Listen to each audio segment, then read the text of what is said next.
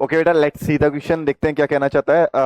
A horizontal force F push on A 4 kg block A which pushes on the 2 kg block be shown in the figure. 4 kilo 2 kilo का block रखा हुआ है, push हो रहा है ऐसे कैसे। द ब्लॉक 7 एक्सलेशन कितना, ब्लॉक की एक्सलेशन कितने, 3 मीटर पर सेकंड स्क्वायर। फ्रिक्शन नहीं है, नेट फोर्स निकालना है। What is the net force B exert on A. यानी इन दोनों के बीच में मुझे क्या निकालना है, नॉर्मल रिएक्शन। तो देखो, अगर बेटा मैं ब्लॉक बी की बात करूं, किसकी बात करूं बेटा, मैं ब्लॉक बी की। ये मेरा ब्लॉक बी है,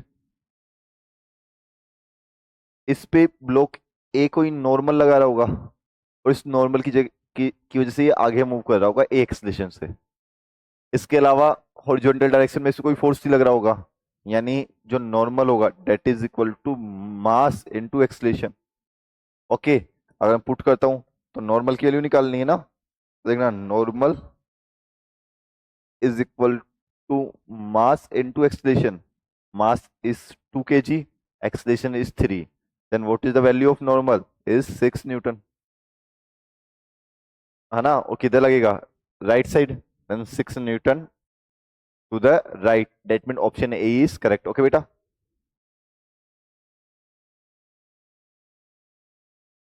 ओके बेटा, 6 newton is right. Wait wait wait wait, देखना, 6 न्यूटन इज राइट, मतलब बी पर कितना लग रहा है, 6 न्यूटन राइट के अंदर। लेकिन यहाँ क्या पूछा है, ए पर। तो ए पर क्या लगेगा, 6 newton to the left. Okay, तो मैं लिख सकता हूं A exert A force of 6 newton, A exert A force of 6 newton toward right and toward right on B and for B it's vice versa.